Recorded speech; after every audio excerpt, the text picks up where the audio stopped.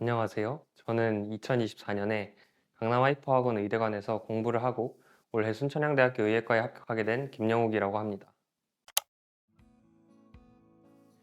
2023학년도 수능을 응시한 뒤 대학에 입학하고 나서 2024학년도 수능을 반수로 준비하였습니다. 그러나 2024학년도 수능에서 작년 성적과 비슷한 성적을 받고 반수로는 의미 있는 성적 변화를 만들기 어렵다고 판단하였습니다.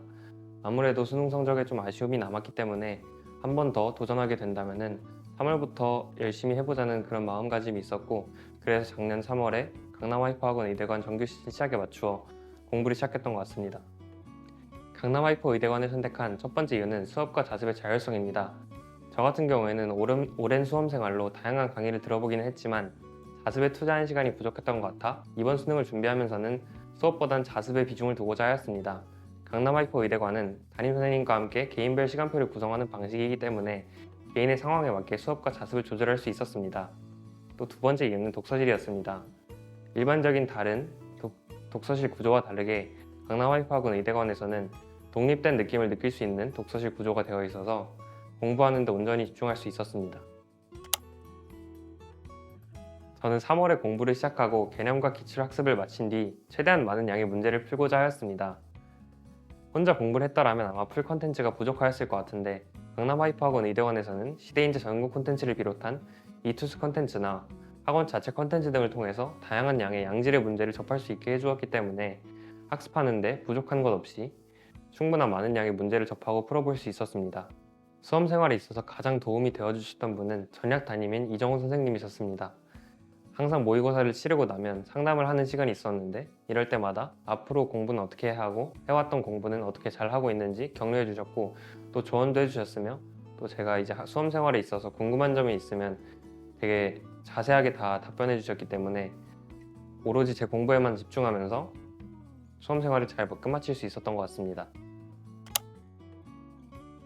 공부할 때 저는 월 단위로 계획을 세우고 하루 단위로 스터디 플래너를 활용하여 세부적인 일정을 관리했습니다.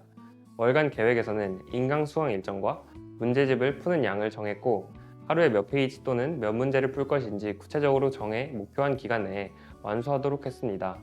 이렇게 계획에 따라 공부하면서 남는 시간에는 부족한 부분을 보완하는 데 집중했습니다. 오전 8시에 등원하여 오후 11시까지 학원에서 공부를 했는데 식사 시간을 제외하고 약 14시간의 순공 시간을 확보할 수 있었습니다. 이때 14시간의 순공 시간을 과목별로 학습 시간을 나눠가며 공부하였는데 저 같은 경우에는 국어 3시간, 수학 6시간, 탐구 4시간, 나머지 1시간은 영어 또는 마무리하지 못했던 부분을 공부하는 데 사용하였습니다. 이렇게 하니 목표한 기간 내에 해야 할 공부를 완수할 수 있어 11월까지 꾸준하게 학습을 유지하는 데 많은 도움이 될 수 있었습니다. 저는 다양한 콘텐츠를 신청하여 활용하였는데 매주 많은 양의 콘텐츠가 제공되기 때문에 풀어볼 문제가 부족하지 않아 도움이 되었습니다. 또한 학원에서 다른 학생들과 함께 정해진 시간에 응시를 할 수 있도록 시간을 마련해 주었기 때문에 실전 감각을 기르는 데에도 도움이 되었습니다. 이렇게 시험을 보고 나서 끝이 아니라 학원 홈페이지를 통해서 성적표가 제공되기 때문에 본인이 지금까지 어떻게 해왔는지 알 수 있고 성적 향상이 이루어지고 있는 모습을 눈으로 확인할 수 있었기 때문에 동기부여를 받을 수 있었습니다.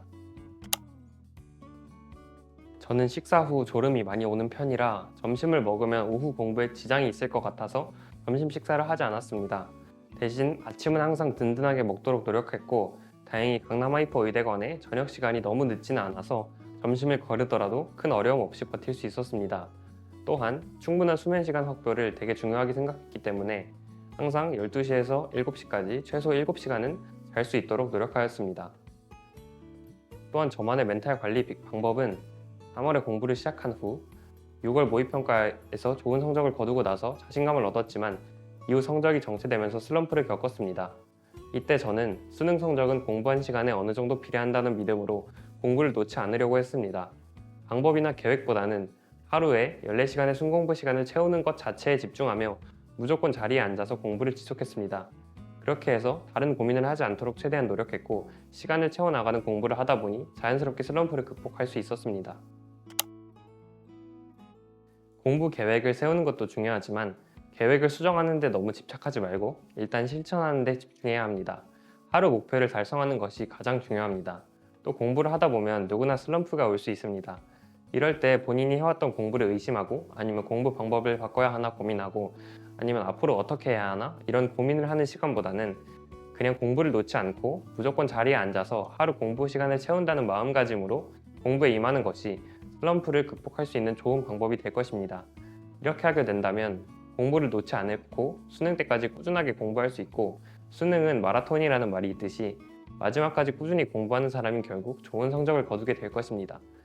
눈에 보이는 성적 향상이 없고 아무리 지치고 힘든 일이 있더라도 끝까지 이제 공부를 놓지 않고 열심히 임하면 좋은 성적을 거둘 수 있으실 것입니다.